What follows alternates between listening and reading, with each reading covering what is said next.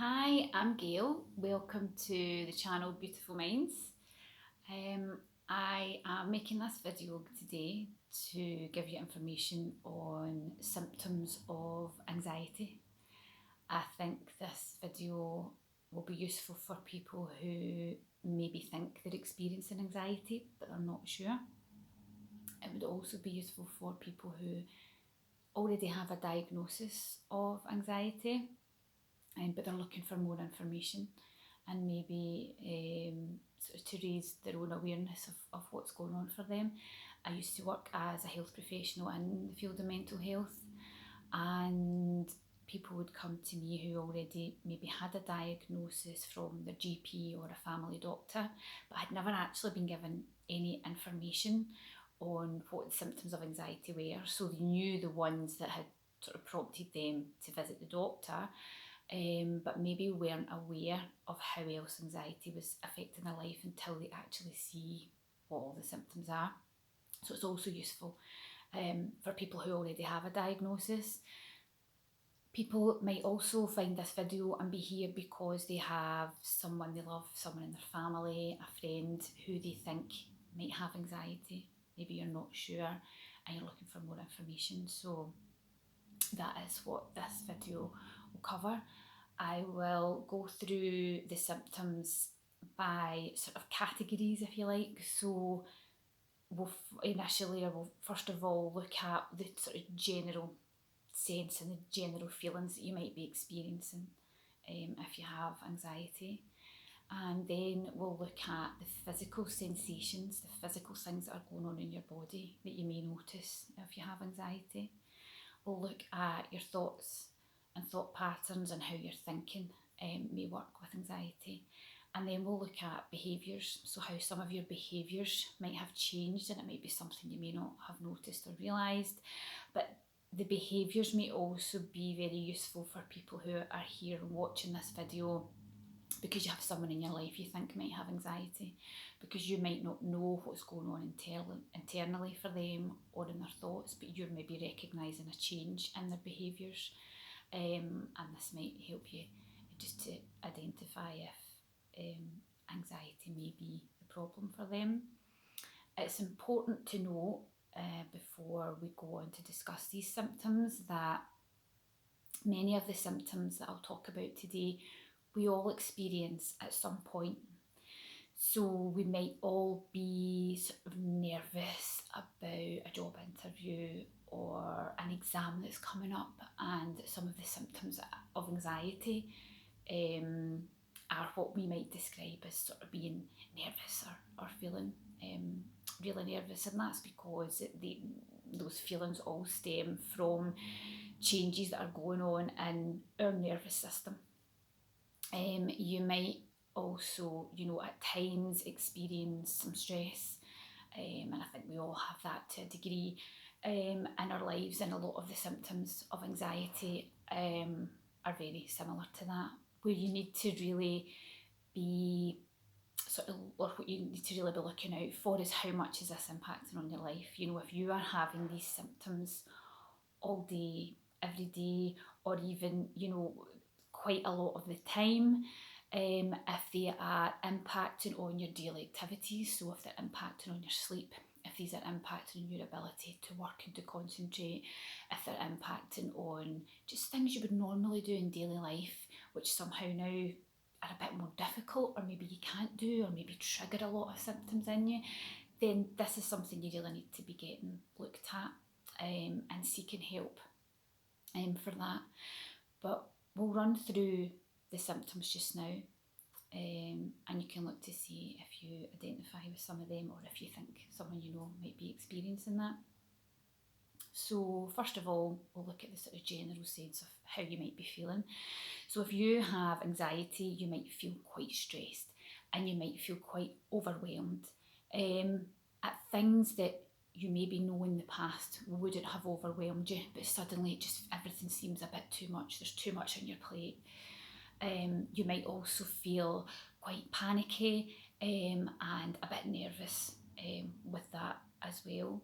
So that's really sort of 4 symptoms if you break that down: the feeling stressed, feeling overwhelmed, which is sort of an extension of that, the feeling panicky and feeling nervous. So you might experience all four of those things.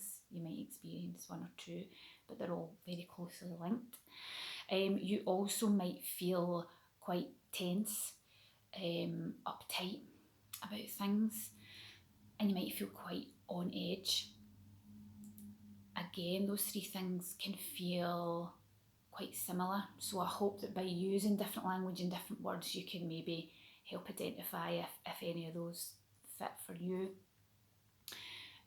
You might also find that you are quite irritable and potentially don't have the same level of patience that you maybe had before.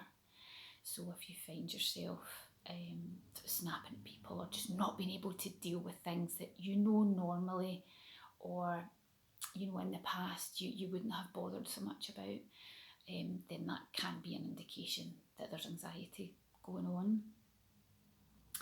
If we move on to the physical symptoms of anxiety and what you might be feeling within your body and what bodily sensations you might experience with anxiety, there's quite a lot, and this is quite often the group of symptoms that people might visit the doctor about and maybe don't realise they have anxiety. So some of those symptoms can include sort of muscle tightness. So we spoke earlier about sort of feeling tense and uptight. That can manifest very physically. You might feel your shoulders really tight and tense. A lot of people can get that tension in their jaw or some of the other big muscle groups in the body. So your pelvis and your hips can hold a lot of tension as well. That can also lead to muscle pain. If you're holding tension and you're holding these sort of tensed up postures for a long period of time, you can be experiencing muscle pain in your back and shoulders. A lot of the time is where people hold it, but it can be anywhere in your body. You'll also quite often, or what's very common in anxiety, is for people to feel sensations in their stomach area. So your stomach might feel tight or tense. It might feel like it has a heavy ball in it or a knot in it. Or some people might describe that sort of butterfly feeling in their stomach. You might have one of those symptoms. You might at different times experience a level of all of those sorts of things. You can also feel your stomach churning sometimes as well, as something that people describe. If we move on to your heart, there's a lot of symptoms that can be experienced there. And I think it's important to note as well that if you're having these symptoms because of anxiety, then it's not necessarily dangerous. I think people feel symptoms in their heart and think, and worry. And of course, that would be the sort of response that you might expect from someone who is anxious, but actually it's quite a normal physiological response to stress in the body. It's your body actually trying to help you, believe it or not, to either run away from whatever it is that's making you anxious or to fight it. It's that sort of fight or flight response. But what it will do is it may result in your heart rate increasing. You could have palpitations, which can be a sort of fast heart rate, but also maybe feels like it's fluttering or missing a beat as well. You can also experience changes in your breathing, which kind of goes hand in hand with a change in heart rate. So for a lot of people, they will start to breathe a lot quicker and their breathing will be much more shallow. Now that in turn can cause changes in the pH of your blood, which then results in other symptoms such as dizziness and lightheadedness. And you might also experience difficulties with concentration, not being able to concentrate on maybe what someone's saying to you or a task that you were maybe doing before you sort of had this onset of anxiety. So yeah, it can affect your brain and your head as well in that moment while those physiological changes are taking place. You also might notice that your body is maybe shaking or tremoring a bit. And sweating is also another symptom that people notice or recognise often when they have anxiety. We have different types of sweat glands in the body. So we all know that when we're too hot, our body's response to that is to sweat. But we have other glands, and they are sort of activated when we're really stressed or anxious, and we can sweat in those circumstances even if we feel cold in our shells or we feel cold to the touch, yet we can still be sweating. And that also, you may feel a sort of clamminess in your hands, and it's that feeling of, they're almost cold, sort of on the outside, or the backs of your hands may be cold, but your palms are sweating even though they may not feel particularly hot. But that sweat response is also one of the physical responses to anxiety. So if we move on now to your thinking and the sort of thinking patterns that are often experienced by people who are having anxiety, it's that sense of what if, everything you go to do, or maybe places you're going, it's, oh, but what if this happens, what if that happens?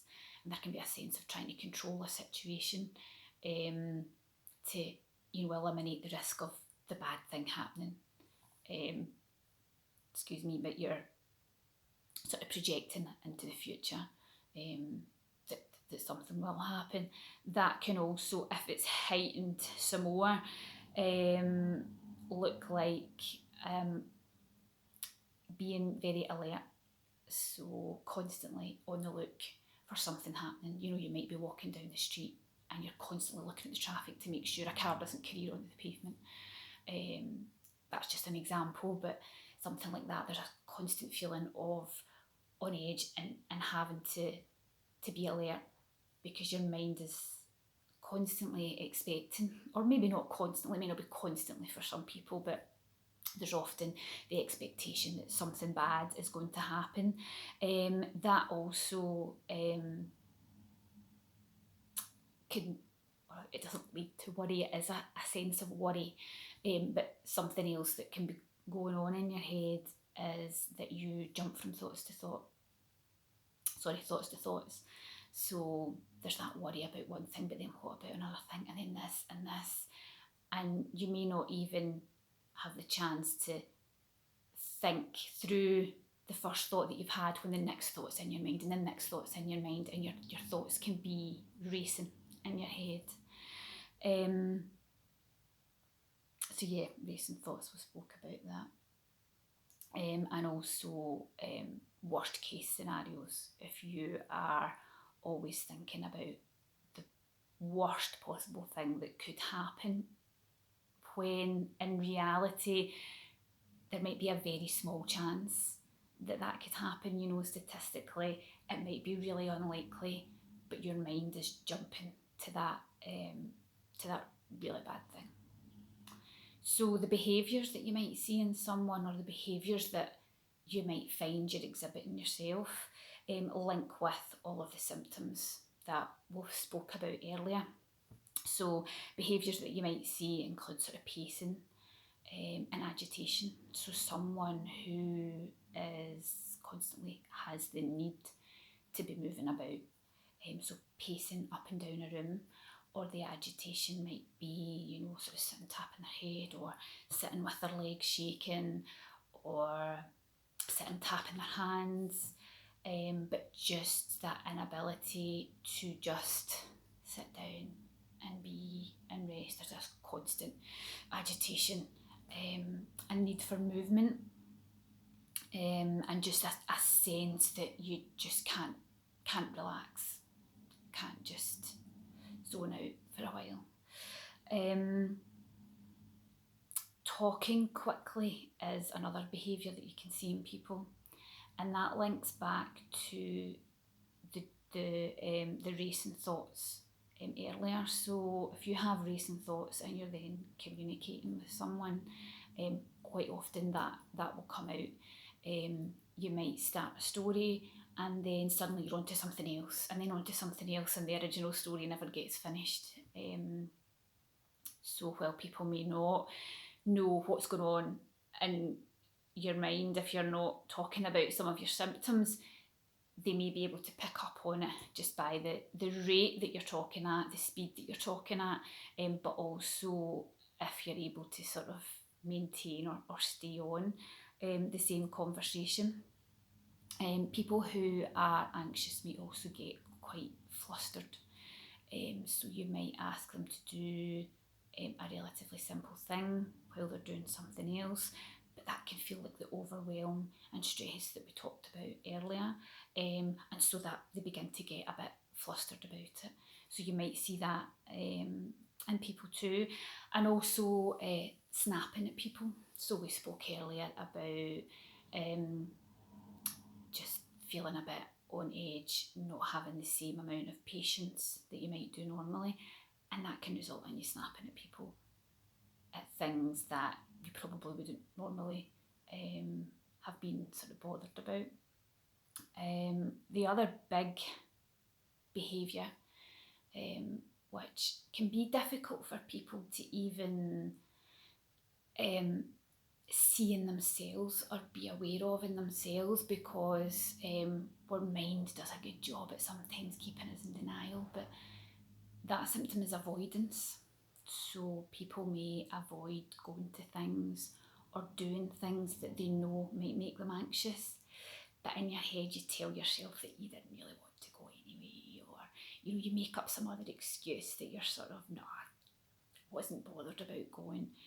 But really the big barrier is that you knew that going to that busy place would make you anxious, or going to that party with that person that you don't really like would make you anxious, and so you've talked yourself out of it, and that can be one of the biggest limiting symptoms that people have when they start to really work on their anxiety and break down where their patterns of avoidance are. They can start to realise actually how much they've been missing out on things.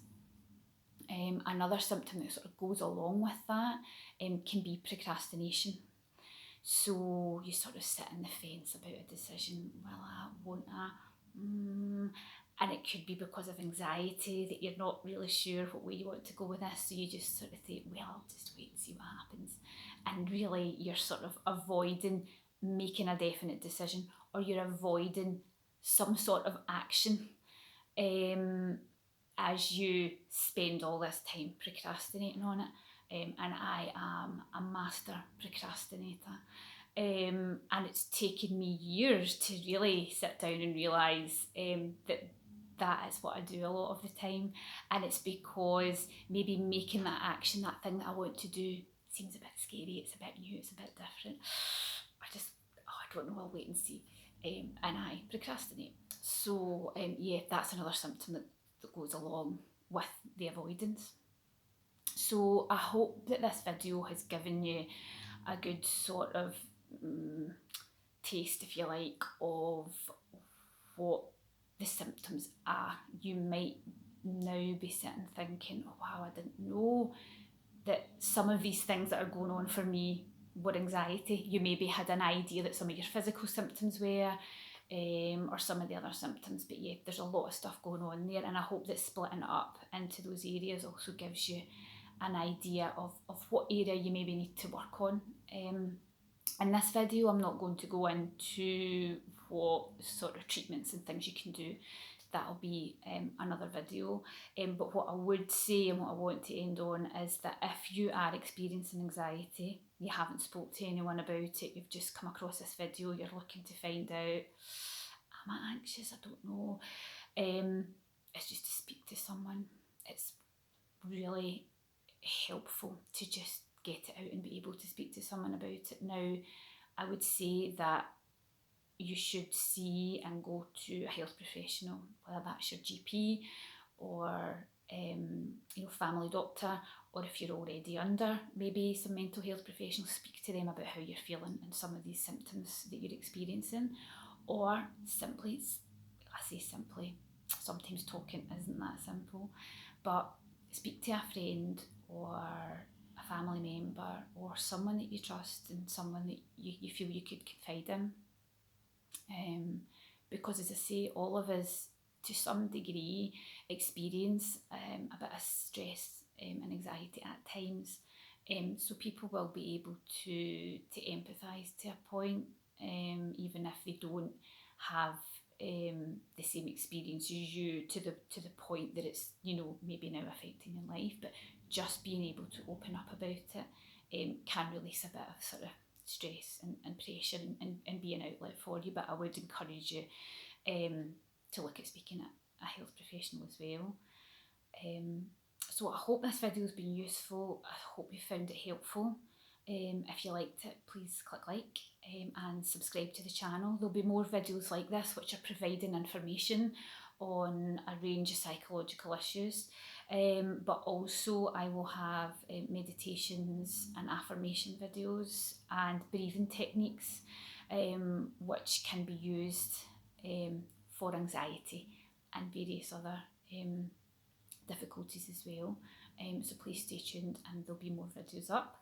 Now, before I go, what I'd like to do today is just to leave you with a little quote which is relevant to what we spoke about today. So this is from a book called The Little Book of Mindfulness, and the quote is, "Only 10% of our stress is due to what happens, whereas 90% is due to how we think about what happens." And I'll leave that with you.